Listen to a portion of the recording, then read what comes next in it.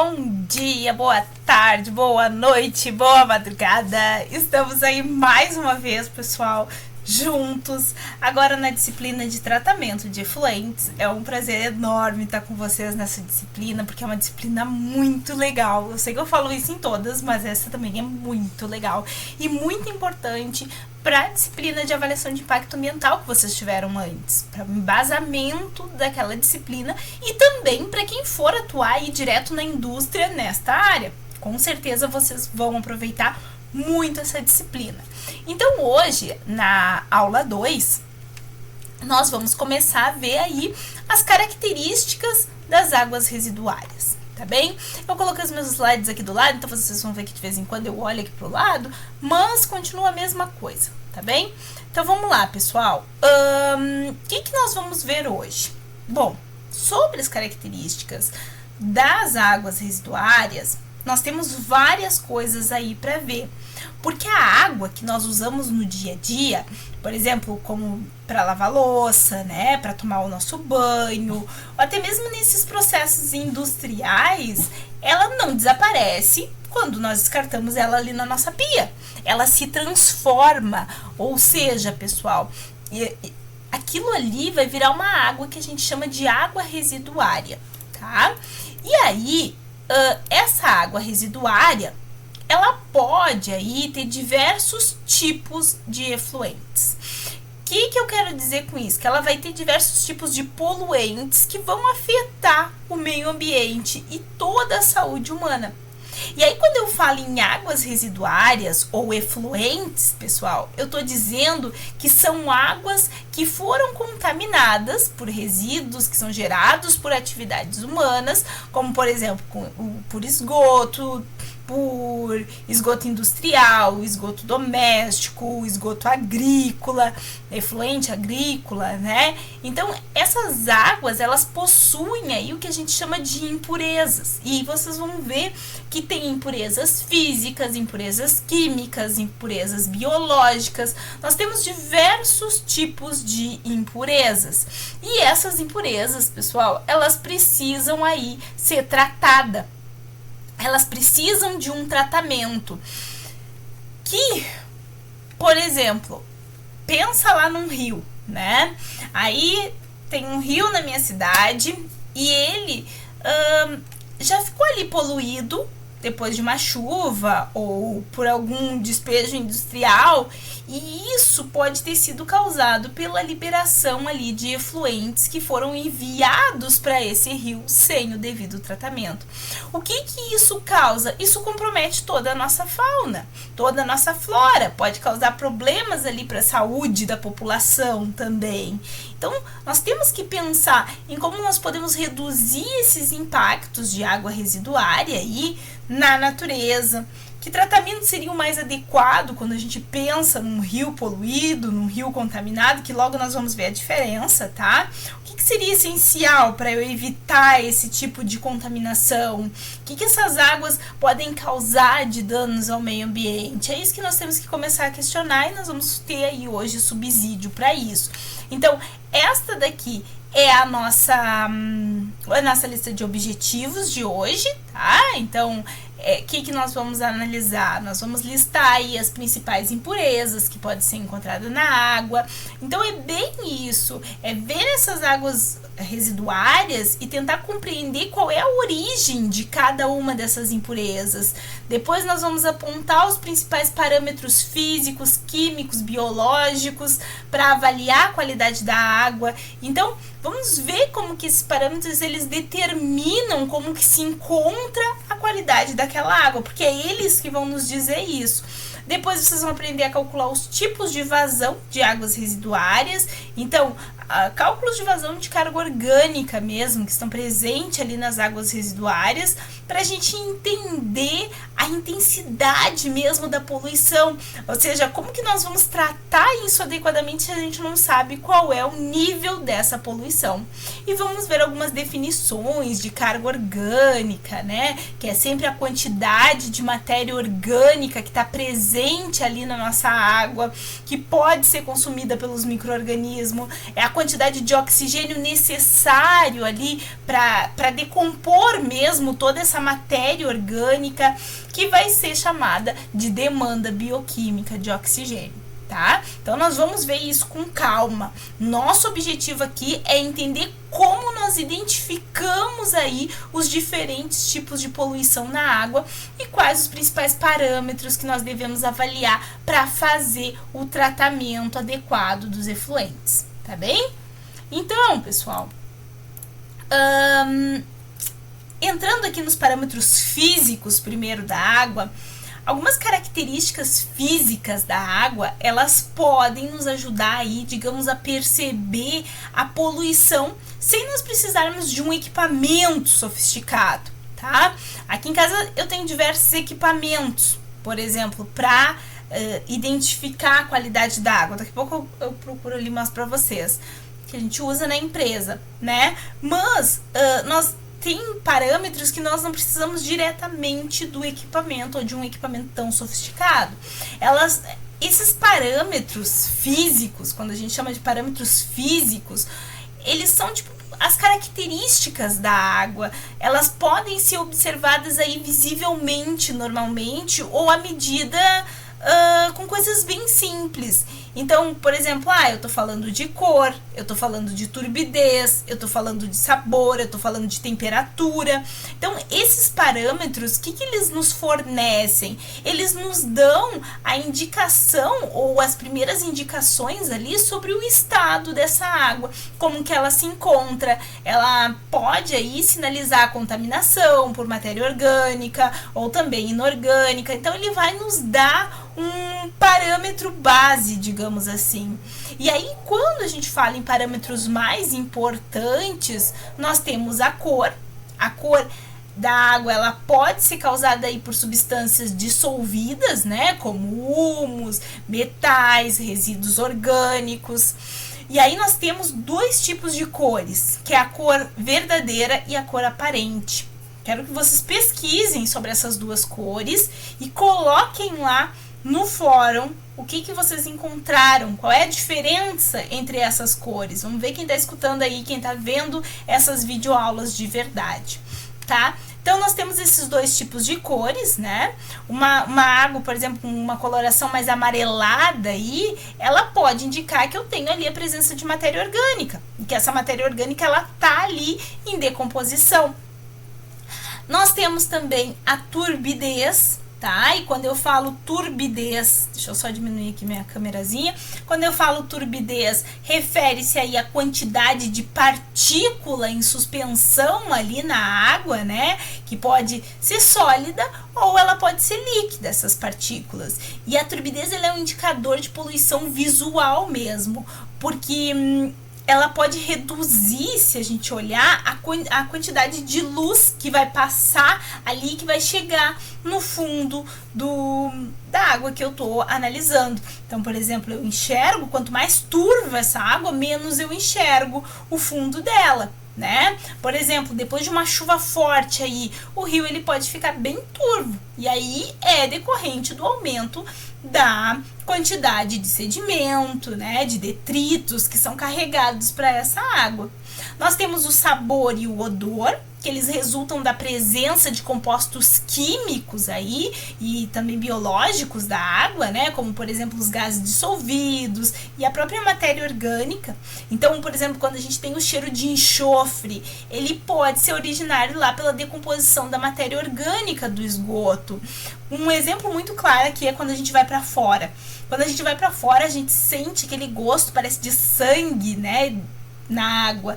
Isso normalmente é decorrente do ferro, do manganês, que tem ali presente na água, talvez em concentrações elevadas. Teria que fazer uma análise para identificar, mas com o gosto a gente já consegue ver e sentir isso. Ou pela cor que fica nas nossas roupas, meio amarelada, é sinal disso. Tem a temperatura aqui, né? E essa temperatura da água, ela influencia muito, gente, na dissolução de gases, como, por exemplo, o oxigênio, que vai afetar o próprio metabolismo dos organismos aquáticos ali, porque tudo necessita, né, do oxigênio e está atrelado, consequentemente, com a temperatura.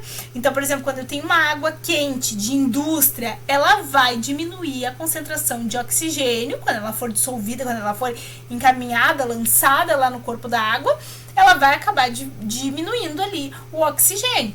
E aí isso vai afetar a fauna aquática, né? Pode até levar à morte, por exemplo, de peixes. Se vocês abrirem os livros do Sperling, vocês vão ver que ele diz muito sobre isso. Ele fala muito sobre essa mortandade de peixes. Depois nós temos aqui a questão da cor e da turbidez, que eu trouxe mais algumas coisas que é interessante nós comentarmos, né?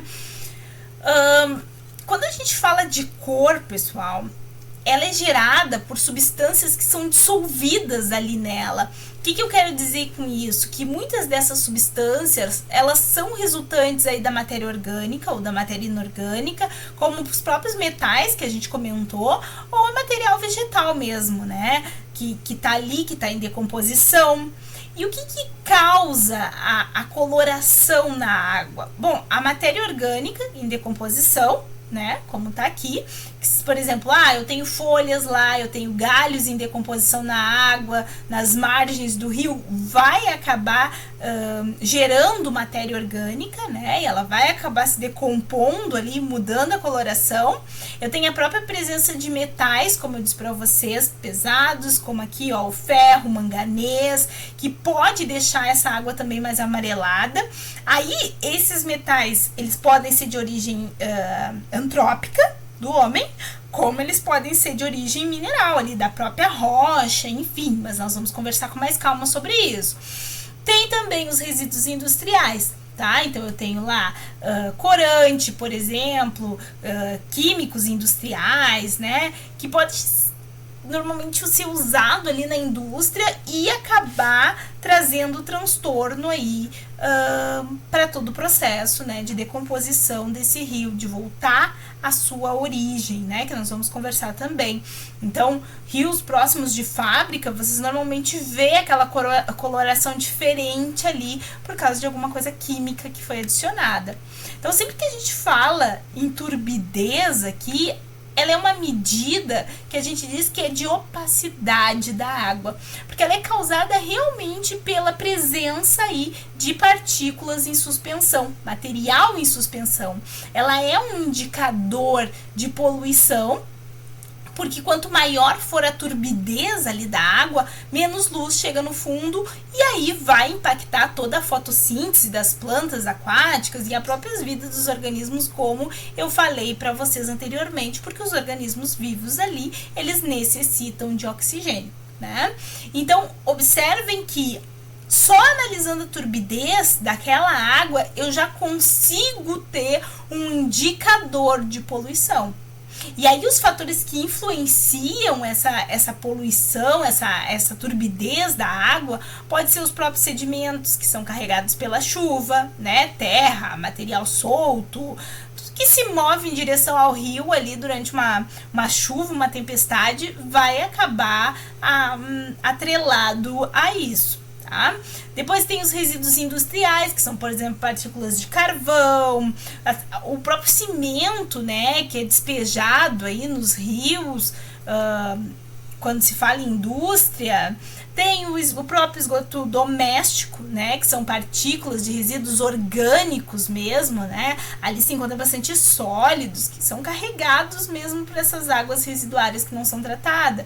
Nós sabemos hoje que a rede coletora de esgoto e a rede coletora de águas pluviais, ela é a mesma na maioria das cidades. Então, muito do esgoto doméstico acaba chegando pelas redes pluviais, né? Então, o que vocês não podem esquecer aqui? Que quanto maior, mais turva, digamos assim, for a água, menor vai ser a visibilidade e a qualidade ecológica mesmo do ambiente aquático, tá? Então, menor visibilidade, mais turva, pior a qualidade desse ambiente todo aquático, tá bem? Depois, o que nós temos aqui? Falando um pouquinho sobre o sabor, odor e a temperatura, quando vocês se sentirem assim, bebendo uma água, sabe? Um cheiro forte de esgoto ou muito quente, assim, sabe? Quando a gente sente aquela coisa diferente, digamos assim, na água. Isso vai ser o sabor e o odor. E observem, nas estações, normalmente estações que eu tô falando, estações de tratamento de água, normalmente esse odor e sabor, tem alguém que experimenta, tem alguém que sente, né? Mais de um normalmente, né? Mas é assim que se identifica, tá? Então, o sabor e o odor, eles são causados pela presença de compostos orgânicos. Tá, tem alguns inorgânicos também. Além deles, tem os gases dissolvidos, como sulfeto de hidrogênio, que ele vai afetar ali, né? Ele pode dar à água um cheiro de ovo podre. Normalmente, quando tem sulfeto de hidrogênio, tu tem um cheiro de ovo podre ali, né? A água, ela pode ser considerada bem imprópria aí para consumo se ela apresentar sabor, se ela apresentar odor. Então isso é uma coisa que se cuida muito. E como? Realmente bebendo, né? Realmente cheirando, que é o que eles fazem antes de liberar essas águas, depois que ela passa por todo o tratamento. E aí, em algumas áreas, por exemplo, pessoal, a água ela tem cheiro bem forte, por exemplo, de cloro, né? Ah, o cloro, aí já é outra coisa, porque o cloro vai ser decorrente ali do processo de desinfecção. Ele é usado no tratamento da água e isso é feito para que se elimine micro-organismos que são patogênicos. Mas o cheiro, ele pode ser desagradável para algumas pessoas, né? Mas não significa que ela está imprópria. Nesse caso, a contaminação, por exemplo, por esgoto, ela pode ter um cheiro forte, um cheiro bem desagradável aí, e isso vai ser decorrente aí de compostos de matéria orgânica e da presença mesmo de compostos como o metano e a própria amônia, tá? Então, a temperatura, quando a gente fala em temperatura, que ela é medida em graus Celsius aí, o que a gente fala, que a gente pode dizer sobre ela? Que ela é, sim, um parâmetro importante, né? E que quando a água tá mais, assim, quente, ela retém menos oxigênio, tá? E o oxigênio é como nós, os seres aeróbicos que vivem na água, eles necessitam desse oxigênio dissolvido para sobreviver. E se eu tenho a água mais quente e eu tenho menos oxigênio, isso vai ser prejudicial para essas vidas aquáticas. Especialmente quando a gente fala de peixes, de outras formas de vida que também dependem desse oxigênio, que são sensíveis a isso, né? Necessitam do oxigênio da água. Então, se a água tiver com um cheiro forte de esgoto, uma temperatura elevada, isso pode ser aí um sinal de que tem algo errado ali e que está afetando a qualidade daquela água, daquele meio todo, tá? Posteriormente, pessoal, nós passamos para os parâmetros químicos da água. Bom, o que nós podemos falar? Que eles nós não vamos conseguir ver a olho nu, como os parâmetros que nós vimos anteriormente, mas eles são fundamentais aí quando a gente fala em poluição, tá? Então, quando eu falo em parâmetros químicos, envolve diversas substâncias aí que vocês vão ver, tá? Substâncias que eu digo que são dissolvidas ali na água, que pode ser analisada, né, em laboratório. Por exemplo, aqui, ó, vocês têm o pH, vocês têm a alcalinidade, a acidez, né, a presença de compostos, por exemplo, como nitratos e fosfatos na água. Então, esses parâmetros, eles afetam diretamente a saúde dos ecossistemas aquáticos e a própria potabilidade dessa nossa água. Por exemplo, quando a gente fala em parâmetros mais importantes, nós estamos falando desses aqui. Porque o pH, ele vai medir a acidez ou a alcalinidade da água, que vocês devem ter visto lá em química, que um pH baixo, ou seja, um pH ácido, quando ele é baixo, ele é ácido, ele pode indicar problemas por efluente industrial, ou ácido que está presente ali na água da chuva, que está presente ali, que chegou ao meu corpo d'água, né?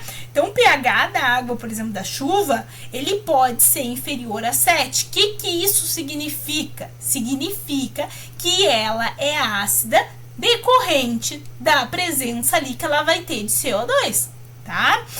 Claro, né? Aí pode ter outros poluentes atmosféricos? Pode. Que nós temos que conversar quando entrar lá em química. Vocês têm uma disciplina só de ar, tá? Relacionada ao ar, poluição do ar. Que vocês vão ver isso. Depois, falando da alcalinidade, que vai ser a capacidade da água de neutralizar o ácido, a alcalinidade ela é importante porque ela vai ajudar a estabilizar o próprio pH. E aí previne mudanças bruscas que podem acontecer ali relacionadas à acidez. E quando a gente fala em acidez, ela vai medir a capacidade da água de neutralizar as bases. Porque a água, com maior concentração de CO2, ela acaba se dissolvendo e formando ali os próprios ácidos, né? E aí ele se torna uma água mais ácida. Então, por exemplo, lá, eu tenho uma água com CO2 dissolvido de atividade industrial, ela pode ter um potencial de acidez. E isso vai impactar diretamente no ambiente aquático.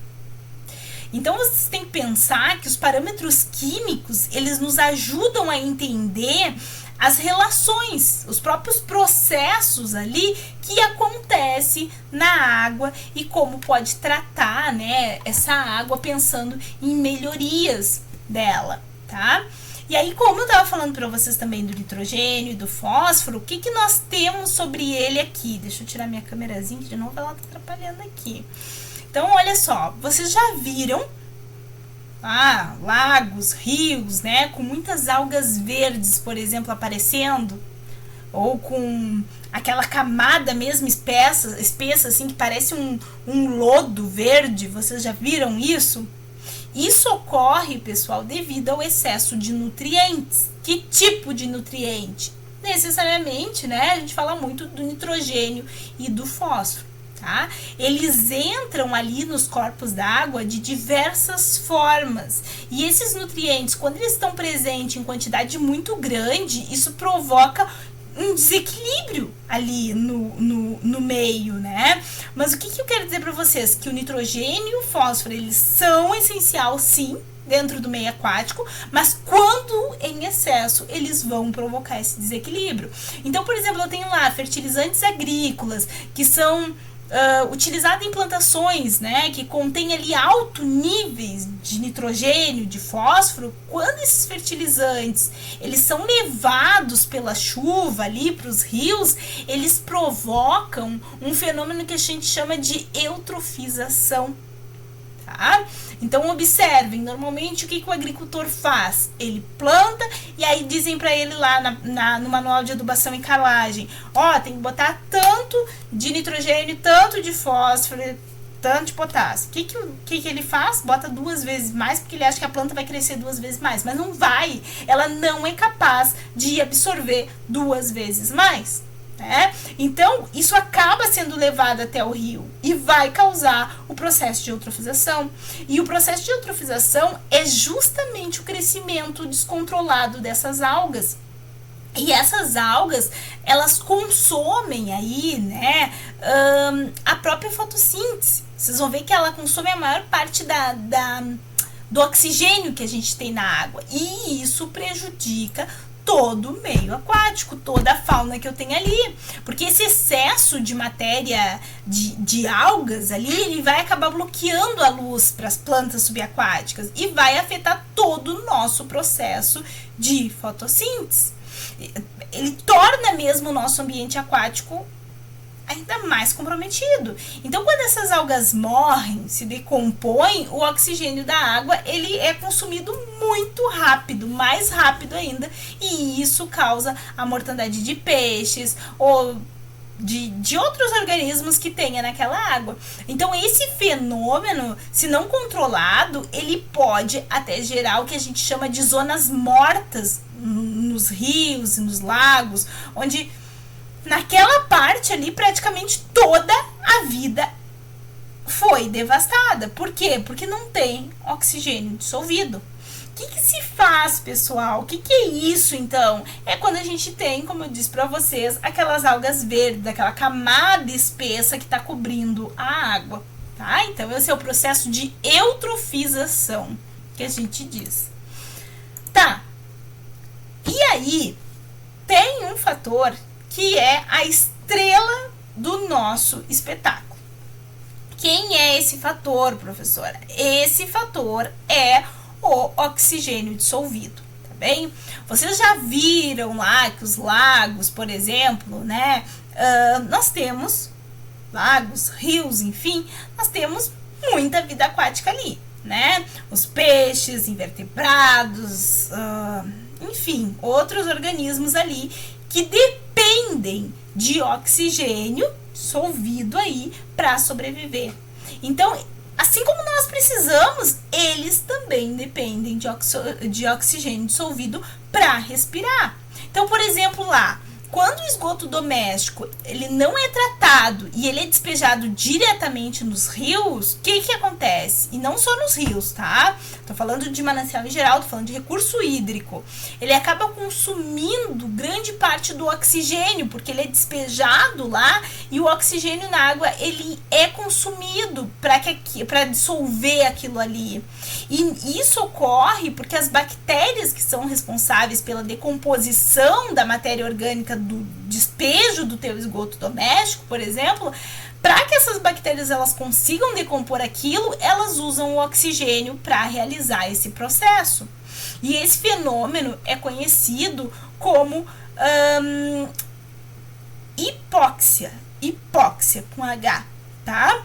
O que eu quero dizer com isso? Que quando a gente tem esse fenômeno, ele pode levar a níveis baixíssimos de oxigênio na água, o que resulta na morte dos peixes, na morte dos crustáceos, na morte de todos os organismos aquáticos que tiverem ali. Então, em áreas onde o esgoto é tratado adequadamente, o oxigênio ele se mantém ali numa faixa ótima, estável, acima de 5 com certeza. Mas outros que lança o seu efluente sem tratamento, aí, né, nós não temos o oxigênio estável. Normalmente ele está abaixo aí de 5, tá? Então, a fauna aquática, para ela se manter equilibrada, eu preciso que, ao despejar esse esgoto, eu tenha esses micro-organismos tenham a capacidade de usar o oxigênio do meio, mas de deixar ali também uma quantidade para promover um ecossistema ali estável, sustentável nesse meio, tá? Então, o que eu quero que vocês não esqueçam disso, pessoal? Que o oxigênio dissolvido, ele é o nosso parâmetro fundamental, assim como ele é para nossa vida, ele é para a vida do recurso hídrico que nós estivermos conversando, tá? Que mais nós temos para falar daqui? A matéria orgânica. Bom, a matéria orgânica presente na água, ela pode ser medida de diversas maneiras. Aqui tem algumas delas, nesse slide. Peraí que eu tô na frente do slide de novo. Tô com o meu cabeção na frente do slide. Então tá, ela pode ser medida de diferentes formas, tá bem? Nós vamos conversar sobre essas formas aí ao longo do processo, mas o que eu quero que vocês saibam disso daqui? Que nós temos, através dessas formas, né, informações sobre a qualidade, sobre a saúde também dos ecossistemas. Todos vão nos trazer isso, todos esses parâmetros, sejam eles físicos, químicos ou biológicos. Quando eu tô falando de COT, eu tô falando de carbono orgânico total. Ele vai medir a quantidade total de carbono presente ali na matéria orgânica dentro desse curso da água, tá? Esse valor, ele nos ajuda, por exemplo, a entender o quão grande é essa carga de material orgânico que está sendo decomposto ali na água e como que isso vai afetar o consumo de oxigênio. Depois nós temos a DBO. O que é a DBO? É a demanda bioquímica de oxigênio. Ela mede, pessoal, a quantidade necessária para que as bactérias decomponham essa matéria orgânica presente na água. Então, o que eu quero dizer? Que quanto maior a DBO, maior é a carga orgânica, o que vai reduzir a quantidade de oxigênio disponível para os organismos aquáticos. Por quê? Porque se eu tenho maior carga orgânica, está sendo lançada mais carga orgânica ali, eu estou diminuindo o oxigênio, porque as bactérias estão usando esse oxigênio para decompor essa carga orgânica. E normalmente a gente utiliza aí como parâmetro a DBO5, que é a DBO medida no 5º dia, tá? Mas nós vamos conversar sobre isso com mais calma. Depois nós temos a DQO, que é a demanda química de oxigênio. Abrindo um parênteses, qual a diferença da DBO para a DQO? A DBO, ela leva 5 dias para ficar pronta e a DBO, ela usa somente coisas biológicas. Então, ela vai esperar por coisas naturais, digamos assim, que aquela água, ela chegue ao valor que eu estou mensurando. Quando eu estou falando em DQO, eu estou adicionando um produto químico que vai agir como as bactérias ali, né? E esse produto químico que vai decompor a matéria orgânica. Só que qual é a grande diferença entre a DBO e a DQO? Só que a DBO utiliza só as bactérias, que é tudo natural? Não. A diferença é que a DQO ela sempre dá um valor mais alto, porque a DQO ela decompõe o material orgânico mais o inorgânico. Porque como é um processo químico, um pouco do inorgânico também é degradado. Coisa que as bactérias não fazem, elas só degradam a matéria orgânica. Mas às vezes a gente precisa saber desse valor rápido. E pelo carbono é muito caro, pela DBO é muito demorado. Então uma estimativa pela DQO é o mais rápido e é o que se é feito, tá? É o melhor? É o melhor que se tem na hora que se tem. Então nas estações de tratamento de água muitas vezes a gente usa ela. E aí, o que ela faz? Ela também vai medir a quantidade de oxigênio que é necessário para oxidar ali toda a matéria orgânica que está presente naquela água, inclusive substâncias, né, que podem ser aí decompostas por bactérias e que não podem ser decompostas por bactérias. Então, por exemplo, eu tenho esgoto bruto, tenho uma alta DBO, isso significa que ele consome oxigênio e pode prejudicar a vida aquática. Já o efluente tratado com DBO reduzida, ele tem um impacto muito menor nos ecossistemas aquáticos. Então, isso quer dizer, pessoal, que a qualidade da água ela é melhorada e a fauna aquática ela não sofre tanto com isso quando o efluente que é lançado, ele é tratado. Ah, professora, mas nós temos normas, o efluente que chega nos corpos d'água, eles têm que atender aos padrões do CONAMA. Tem, pessoal, mas vocês vão ver que não é bem assim. Às vezes acontecem acidentes, às vezes não se cumpre isso, e a maioria das vezes não é isso que tu encontra, tá? Então, vamos lá. O que nós temos aqui, pessoal? Peraí só um pouquinho que eu mexi aqui no meu slide. Agora sim. O que nós temos aqui? Aqui nós temos os micropoluentes. Quando eu falo em micropoluentes, eu quero dizer que além da matéria orgânica, a água ela vai conter esses micropoluentes que são substâncias extremamente pequenininha aí, mas que tem um impacto muito grande na saúde de todo o ecossistema. Por exemplo, ela pode ser tóxica e ela tem uma concentração muito baixinha ali, e mesmo assim ser extremamente tóxica. Quando a gente fala nisso, nós estamos falando de metais pesados, como o arsênio, cádmio, cromo, que está aqui para vocês, o próprio mercúrio, né, que geralmente eles são provenientes aí da indústrias metalúrgicas e de processos industriais. Então, esses metais, eles são altamente tóxicos. Eles podem ser acumulados nos organismos aquáticos, assim como em nós, né? E ele vai acabar chegando até nós pela cadeia alimentar. Então, ele afeta até mesmo a saúde humana quando ele é consumido, né, pelos animais e nós consumimos os animais. E nós temos as substâncias orgânicas, como petróleo, pesticidas, herbicidas aí, que podem ser liberados na água por meio de vazamento de óleo ou até mesmo pelo uso excessivo de produtos químicos na agricultura, como nós falamos anteriormente. Então essas substâncias, elas são prejudiciais à qualidade da água e elas afetam aí todo o comportamento, a reprodução e a própria saúde do meio aquático, dos seres aquáticos, dos organismos aquáticos, né? E além de pensarmos em tudo isso, né, eles são bioacumuladores. O que eu quero dizer com isso? Que eles se acumulam nos tecidos dos animais ao longo do tempo. Então, eu tive um vazamento de óleo no mar, tá? Que vai criar aquela mancha toda que cobre a superfície da água, né?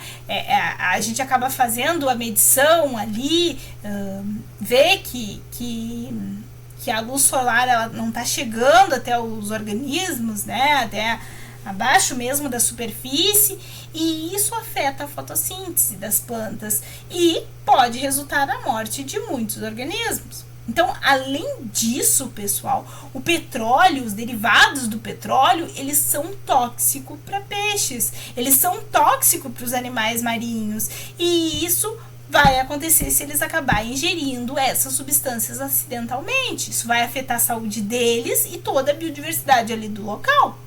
Então, é uma coisa que tem que ser analisada também. E observem que desde que eu comecei a falar do primeiro parâmetro, todos eles afetam a saúde, né? Eles vão acabar chegando até nós. Isso vai acabar interferindo e chegando em nós, tá? E as imagens não são por acaso. Observem. Depois, quando a gente fala em parâmetros biológicos, nós estamos falando das bactérias que estão presentes na água, que elas são um dos indicadores aí mais importante de contaminação. Por quê? Porque algumas delas elas estão ligadas diretamente à presença de esgoto doméstico. Já outras, a fonte de poluição.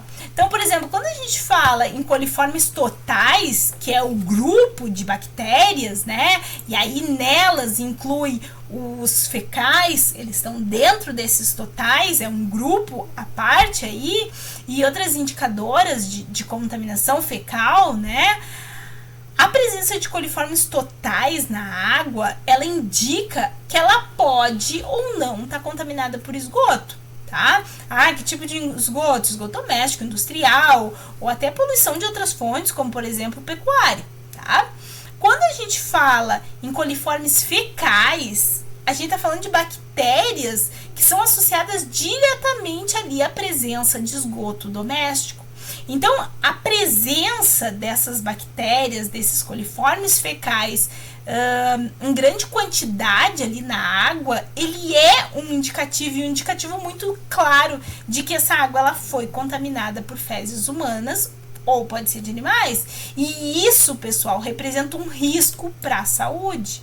Agora, quando a gente fala em Escherichia coli, bom, aí é um problema muito grande, porque essa espécie de bactéria, que é uma fonte aí de indicador de contaminação fecal, a presença dela por si só já é um risco à saúde humana, porque ela pode causar doenças gastrointestinais graves, ela pode causar diarreia, cólera, até hepatite A.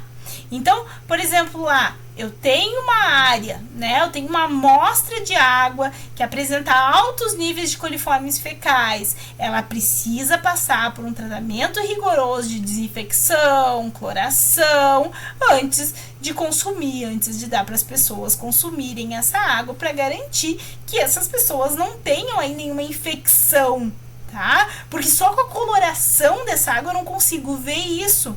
Mas ela pode ter uma doença infecciosa, ela pode causar lá cólera, ela pode causar lá diarreia, ela pode causar disenteria, né? Que pode causar hepatite A. Então, além de tudo isso, a presença da Escherichia coli na água é o principal alerta ali. Eu preciso contratar os serviços de saúde, né? Eles devem agir rápido nisso, porque tem que evitar surto. Eu tenho que investir, aquela coisa de, investindo R$1 aí em saneamento, eu mexo na minha apresentação, eu economizo lá R$7 de hospital, né? O que eu tô querendo dizer com isso? É isso, é agir rapidamente, tá? Depois nós estamos falando da quantificação de água e cargas poluidoras. Então, saber quantificar essa água que é usada, o nível de poluição, né? Isso ajuda muito a planejar como tratar as águas residuárias e evitar que elas contaminem o meio. Porque a quantidade de poluição que está gerando ali e a própria distribuição, elas são determinadas para definir estratégias que eu vou usar para o meu tratamento e para esse tratamento ser um tratamento top.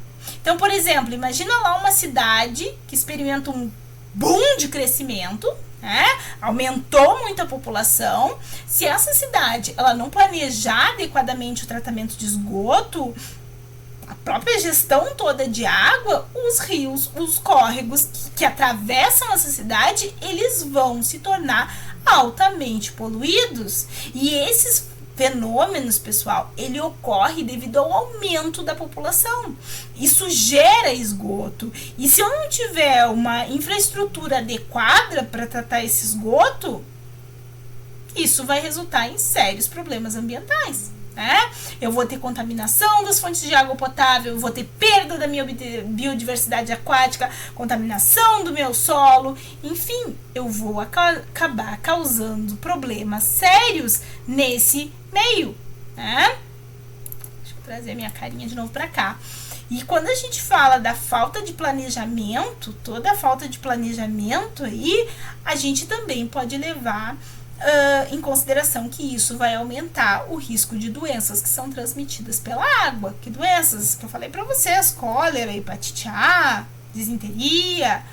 E isso vai prejudicar o tratamento de esgoto depois, a própria gestão aí, né, toda o abastecimento de água daquela região. Por isso que o planejamento todo da infraestrutura do tratamento de esgoto, da parte de gestão mesmo dessas águas pluviais, ela é tão importante, porque com isso eu consigo manter a saúde, com isso eu consigo manter a qualidade de vida do meio aquático e principalmente dos cidadãos, tá?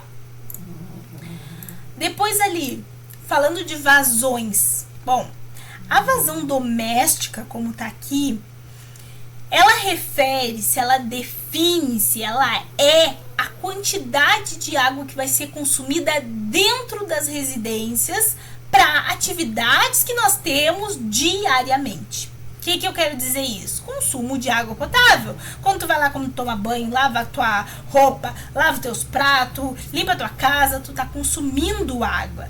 Ela depende, essa vazão, de fatores como quantas pessoas moram nessa casa, qual é o consumo médio de água por pessoa, que a gente chama de consumo per capita, que normalmente ele é 120, tá? Litros por dia. 220 em países como o Brasil, mas tem muitos que ficam ainda muito abaixo de 120. Então, ele vai variar, observem, de acordo com a cultura, de acordo com a economia, de acordo com o local, de acordo com o clima, enfim, de acordo com vários fatores. Deixa eu ver se eu não trouxe. E quando a gente fala de vazão de infiltração, bom, a vazão de infiltração, ela vai ser referente aí à água que entra no sistema do próprio esgotamento doméstico aí, né? Do próprio esgotamento sanitário.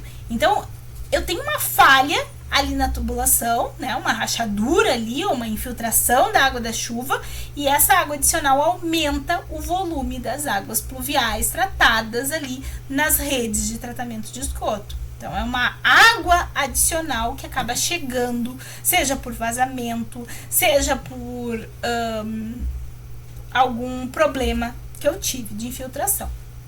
Quando eu tô falando em vazão doméstica, o que eu tô falando? Eu tô falando de um coeficiente mais um segundo coeficiente, que vocês vão ver logo a seguir o que eles são, vezes a renda per capita.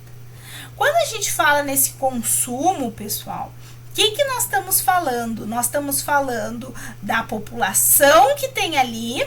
Quantos litros? Em vez de vocês decorarem fórmula, vocês têm que pensar que é o quê?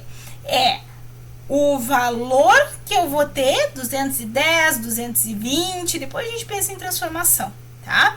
Mas é 210, 220 litros por dia, vezes, mais quer dizer, uma população, qual é a quantidade de pessoas que eu tenho ali, por quanto tempo essa pessoa consome essa água e qual é a renda dessas pessoas. É isso que a gente tem que pensar, tá?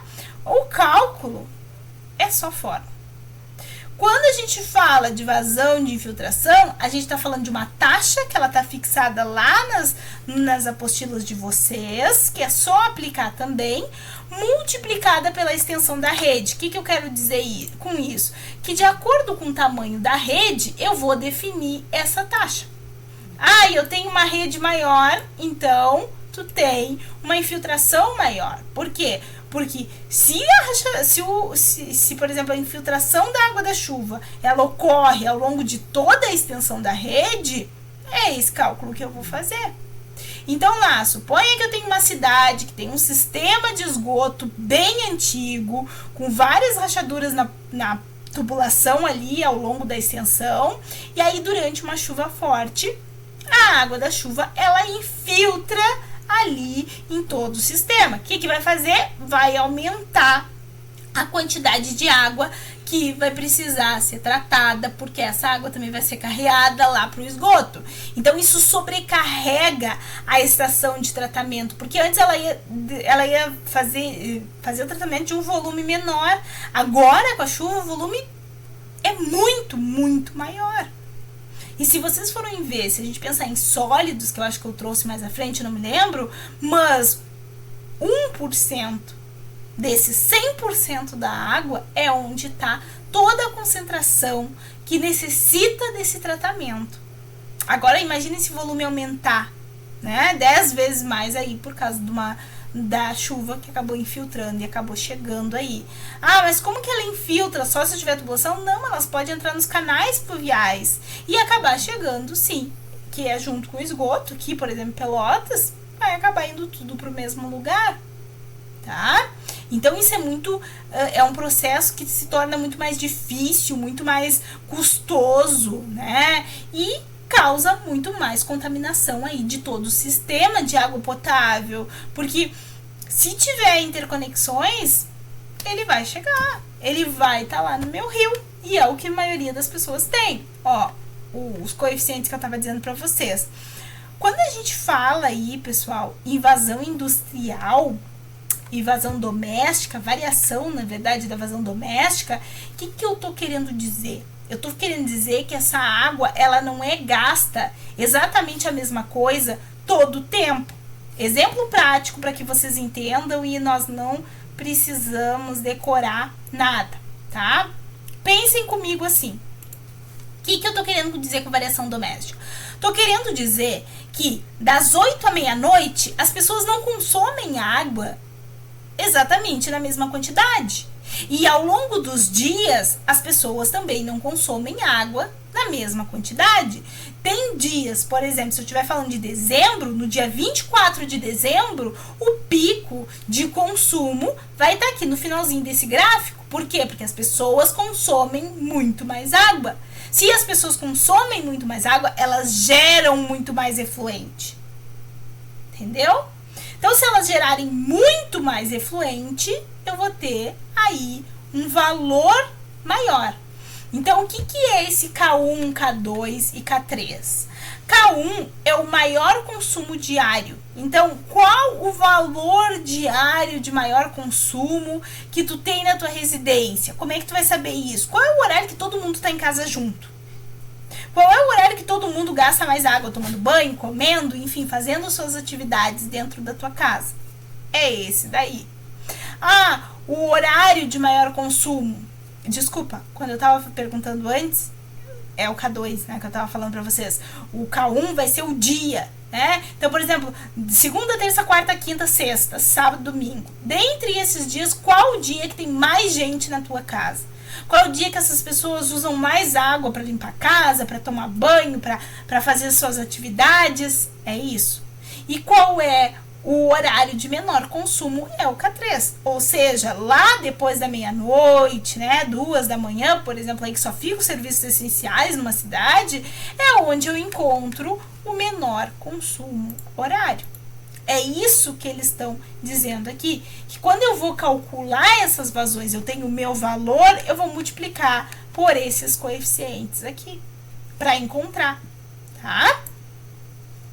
Depois, falando um pouquinho da vazão industrial. Bom, cada tipo de indústria, ela gera aí um volume diferente de efluente. E aí o tipo de tratamento que vai ser necessário, ele vai depender das características que eu tenho nesse efluente. O impacto ambiental que é causado por esse efluente, ele também vai variar. E isso, pessoal, de acordo com a quantidade, de acordo com a natureza desses contaminantes que estão ali presentes na água.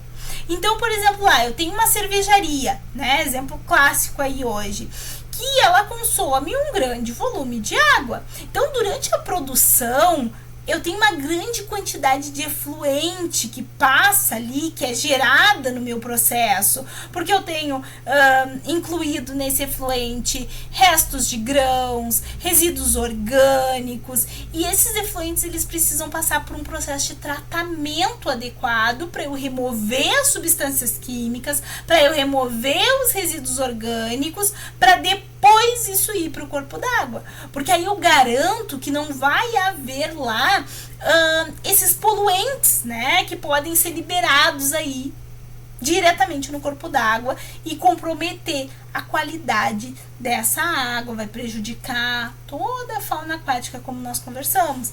Então, a falta de tratamento adequado, observem que essa falta em resíduos industriais pode, resíduos, quando eu digo efluentes, né, vai acabar resultando aí em efluentes com grande carga de DBO, com grande carga de matéria orgânica, e isso diminui o quê? O que nós vimos, os níveis de oxigênio dissolvido na água, porque os bactérias usaram eles, micro-organismos, para decompor a matéria orgânica, e vai acabar causando a mortandade dos peixes e de tantos outros organismos que eu tinha lá.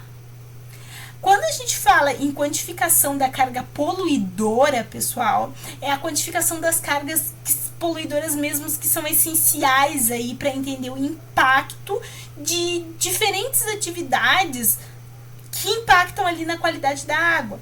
E aí eu tô falando tanto das cargas de matéria orgânica, como também dos contaminantes que estão tóxicos, que estão ali presentes no efluente. Então lá, se eu tenho uma fábrica de produtos químicos que libera efluente e ela libera com uma carga muito grande de DBO, se isso está sendo lançado lá diretamente no meu rio, ó, a água, ela vai perder rapidamente o oxigênio dissolvido. E o que afeta? Toda a vida aquática. Tá? Então, esse tipo de poluição, ele pode criar ali uma condição de baixo nível de oxigênio, que é a hipoxia. E essa hipoxia, ela mata os peixes, ela prejudica todo aquele ecossistema. Tá bem?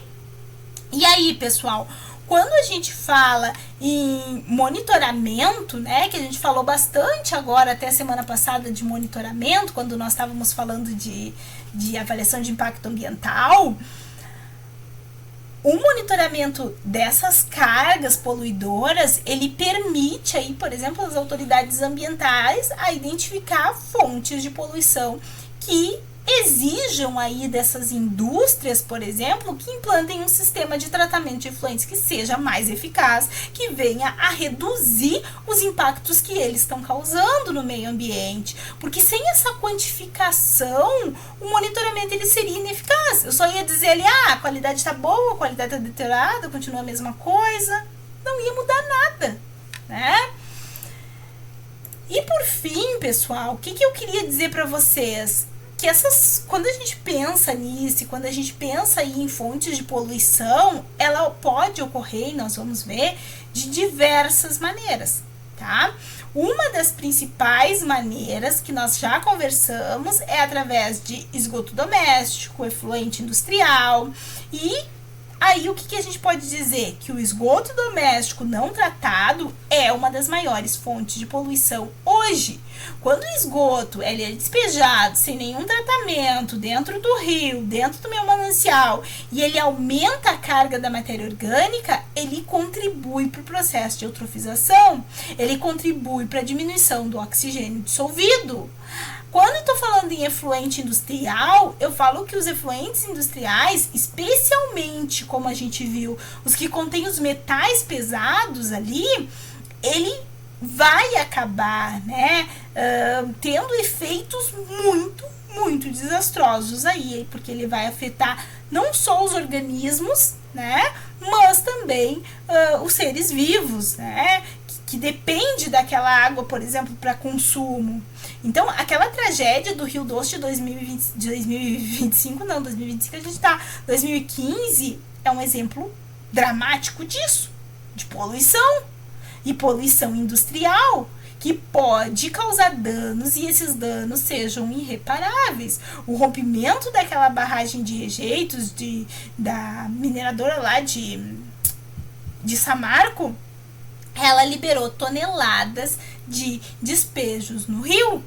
E isso causou mortandade de quantos peixes? Isso afetou aquelas comunidades ali e afetou muito gravemente.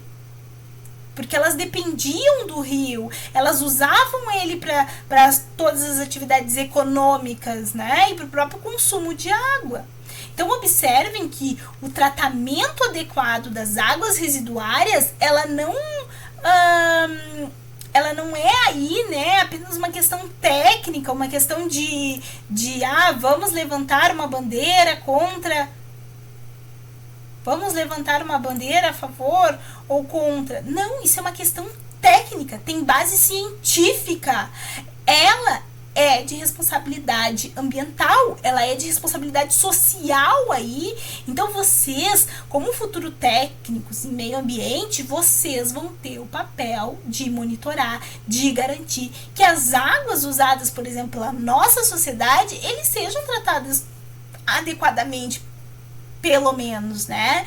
E isso envolve desde a aplicação de tratamentos, de tecnologias eficazes, que vale a pena vocês começarem a pesquisar, vale a pena vocês começarem a buscar, de novo eu digo para vocês que eu já disse lá em AIA, buscar, cursos alternativos para isso, até mesmo ali, tudo que vocês viram convencionalmente para tratar. Então, nós temos que pensar em monitoramento constante dessa qualidade, no incentivo de conscientização pública mesmo, né, sobre a importância da preservação dos corpos d'água, pensando mesmo na saúde do meio ambiente, na nossa saúde, na biodiversidade, enfim, no todo, na sustentabilidade do todo. Aqui tem algumas referências, pessoal, e nesta aula nós paramos aqui. Peço que quem tiver a oportunidade, busque esse livro aqui, ó, do Sperling, tá? Esses livros do Sperling são todos maravilhosos. Ele tem uma coleção de 7 livros, que eu acho que eu mostrei na primeira aula para vocês, que é maravilhoso sobre efluente, sobre qualidade da água. Nós vamos usar em tratamento de águas também. É o melhor, assim, que nós temos hoje. E façam as suas atividades da semana, não deixem de fazer as suas atividades, porque elas valem nota. Participem dos fóruns e nos vemos na próxima semana. Abraço a todos e muito obrigada por estarem aqui assistindo até o final.